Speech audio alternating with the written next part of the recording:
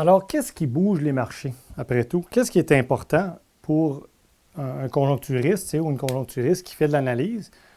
Un peu savoir qu'est-ce qui va bouger fondamentalement les marchés. Alors, la réponse courte, c'est presque rien. Il n'y a presque rien qui change fondamentalement, et ça, c'est très important, la direction générale là, des marchés. Donc, si vous avez 4-5 de croissance des prix, là, de rendement à la bourse, ou 5 ou 6 ou 7 depuis plusieurs années, probablement que c'est juste ça qui va continuer avec des grosses fluctuations autour de cette tendance-là.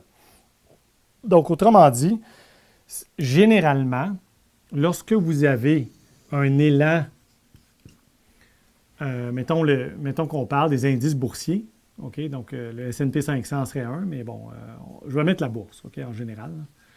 Donc, le prix des actifs boursiers en général, il va faire un truc comme ça.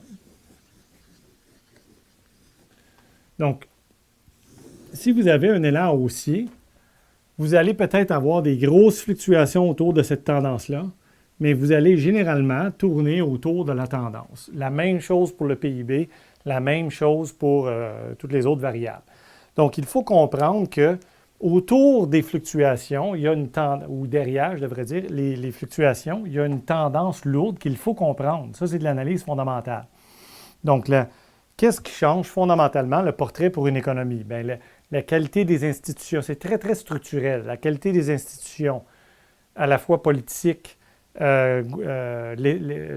l'appareil étatique, l'appareil politique, l'appareil de droit légal, tout ça, là, les cours, les lois, les droits de propriété, les droits d'entreprendre. La taxation en général, comment elle est faite, combien il y en a, il faut comprendre un peu qu'est-ce qu'il y en est de ça. La réglementation, est-ce qu'elle est bonne, mauvaise, excessive, pas assez, etc. Donc, les fondamentaux d'une économie ne changent pas avec la conjoncture. Okay? Donc, il y a très peu de choses qui vont bouger de façon fondamentale les marchés. C'est pour ça que suite à un gros choc, par exemple, comme la pandémie de 2020, vous allez avoir des grosses plonges, mais après ça, le monde se lève la tête et se dit, est-ce qu'il y a quelque chose vraiment de fondamental qui a changé tant que ça? Bien, là, lorsqu'on va trouver un vaccin, les gens se disent, ah, OK, ça va aller, tu sais. Et donc, finalement, tout le monde revient à la bourse. Aussitôt que le gros choc passe, les gens sont revenus à la bourse.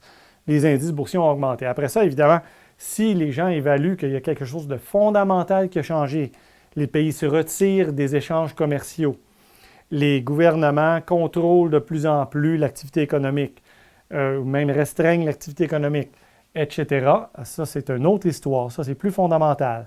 Et donc là, évidemment, ça peut changer la direction du prix des actifs et même des rendements en général, n'est-ce pas? Donc, ce qui change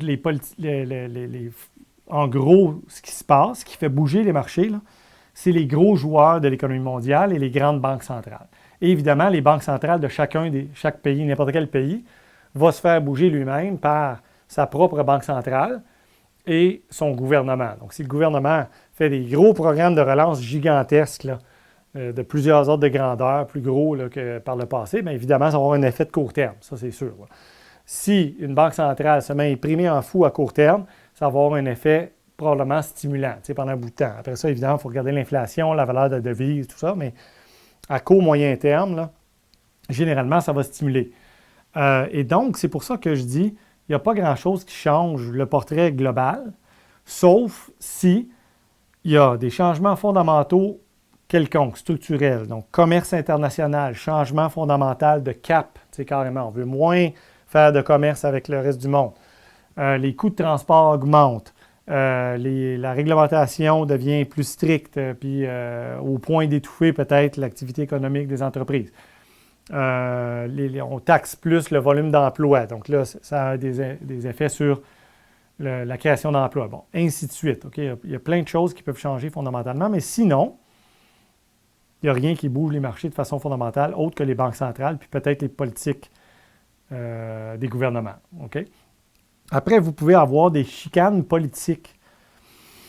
Ça, c'est du drama politique à court terme qui, au niveau domestique, là, va changer le portrait, peut-être pendant un bout de temps. Mais s'il n'y a rien de fondamental qui en ressort, encore une fois, vous pouvez revenir, vous attendre là, à revenir à la même chose qu'avant. Quoi d'autre? Les stress géopolitiques, donc les dangers de guerre et tout ça, à moins que ça soit vraiment très clair, il va peut-être avoir un petit soubresaut, puis après ça, les choses reviennent à la normale. Okay?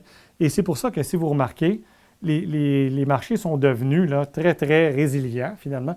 Il y a un gros choc, ils reviennent tout de suite après à ce qu'il y avait avant, parce que finalement, les analystes jugent qu'il n'y a rien de fondamental, structurel qui a changé.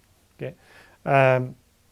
Donc, les banques centrales vont bouger les choses, les gouvernements vont bouger les choses et les changements structurels vraiment là, gros. Okay? Et les stress géopolitiques des fois. Et donc, ça dépend, là, c'est au cas par cas. Tous les autres trucs vont avoir un effet assez transitoire et passager. Okay? Donc, les gros joueurs mondiaux en général bougent les marchés. Donc, il faut savoir c'est qui. États-Unis, Chine, Japon, zone euro dans son ensemble ou l'Union européenne, vous pouvez le voir comme ça. Mais moi, j'aime bien voir la zone euro parce que c'est une zone monétaire, donc ils utilisent l'euro. Zone euro, la Grande-Bretagne un petit peu, mais ils ne bougent pas les marchés mondiaux trop. Vous regardez les gros joueurs, l'Inde un petit peu, mais même là, l'Inde, malgré que ce soit une grosse économie gigantesque, bouge relativement peu finalement les marchés mondiaux en général. Le Brésil aussi un petit peu, mais encore une fois, très peu d'effet sur... Il y a un effet sur l'Amérique latine, oui, mais un effet sur les marchés mondiaux, très peu, surtout sur les indices boursiers, très peu, ou pas du tout. Les indices boursiers, je veux dire, des pays industrialisés, là. Peu ou pas du tout. Donc, ce qui compte, c'est de suivre les gros joueurs, zone euro, Japon, Chine, États-Unis, et les décideurs publics des hautes sphères dans ces régions-là. Donc, la Réserve fédérale américaine, la Banque centrale européenne, ainsi de suite. Okay? Donc, sinon, il n'y a rien qui se passe. Parfois, il y a des petits joueurs qui vont bouger les marchés beaucoup. Donc, en 2010-2011, la Grèce, très petite économie, négligeable en guillemets au niveau mondial et même au niveau de la zone euro, là, a créé des remous dans tous les marchés mondiaux. Pourquoi? Est-ce qu'une petite économie comme ça, qui n'est pas du tout sur la map, qui n'a aucun impact mondial, qui n'est absolument pas importante dans les indices boursiers, tout ça, soudainement a un impact mondial? C'est parce que lorsque ça arrive, ça veut dire qu'il y a des espèces de rumeurs d'effets domino. Donc, les gens se disaient, si la Grèce fait défaut de paiement, a tellement de problèmes qu'ils votent un gouvernement anti-euro, ils votent un référendum anti-euro, puis ils sortent de la zone euro, ils reprennent leur devise, ils décident de faire bande à part. Là. C'est pas arrivé, là, mais je veux dire, il y avait des rumeurs pendant un bout de temps que c'était ça. Si eux font ça, peut-être que d'autres vont être tentés de faire ça. Et là, les gens disaient, bien, si eux font ça puis les autres font ça, c'est la fin de la zone euro. Ça va être un choc absolument monumental. Et la prime de risque a augmenté d'un coup sec là, au niveau international et ça pesait sur les indices boursiers beaucoup. Et donc là, bien, c'est des cas particuliers où les petits joueurs ont un effet disproportionné par rapport à leur grosseur à cause de leur effet de rumeurs puis d'anticipation sur les grands marchés. Okay? Donc ça peut arriver des fois, mais sinon, les politiques monétaires vont bouger les marchés et les très gros marchés, lorsqu'on retrouve qu'ils sont en gros déséquilibre. Donc immobilier, c'en est un majeur. Et parfois, là, au niveau financier, s'il y a trop de prise de risque, ça en est un aussi. Okay? Plus les petits pays, mais même des pays industrialisés, des fois, peuvent avoir quelque chose. Un phénomène qui arrive, c'est que vous avez l'économie domestique, là, donc ici, mettons que c'est ici, et reste du monde. Si pendant un bout de temps, donc pendant plusieurs années, il y a eu des entrées de capitaux étrangers ici, il y a beaucoup de capitaux étrangers ici qui, s'il y a un stress ici, des changements de politique économique, des changements d'ambiance sociale, etc., des troubles sociaux, tout ça, s'il y a beaucoup de capitaux étrangers ici, et ça se voit par la dette extérieure nette, par exemple, par rapport au PIB, bien, il y a un danger que, soudainement, tout le monde sorte. Et donc ça aussi, il faut savoir interpréter la balance des paiements au moins un petit peu. Donc lorsque un pays a beaucoup de capitaux étrangers qui ont rentré dans le pays, qui sont stationnés sous forme surtout liquide, actions, obligations, donc finances en gros, bien, ça se peut qu'ils tirent leur bille rapidement.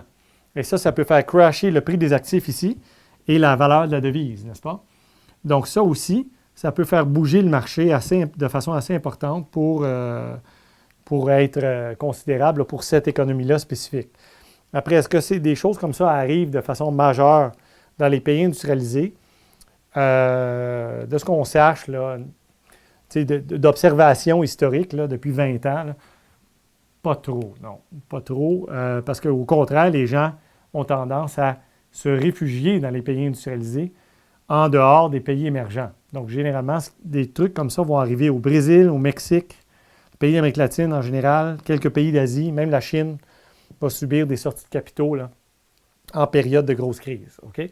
Et les pays vus comme plus sûrs, Allemagne, États-Unis, Japon, Suisse, même le Canada, mais bon, le Canada un peu moins, vont subir pas subir, mais comme avoir des entrées de capitaux, c'est-à-dire le reste du monde va envoyer ses fonds vers ces pays-là pour se réfugier du risque perçu dans le reste du monde. OK? Et donc, ces chocs-là, évidemment, peuvent engendrer une réponse considérable dans certaines économies selon leur structure de relations financières avec le reste du monde.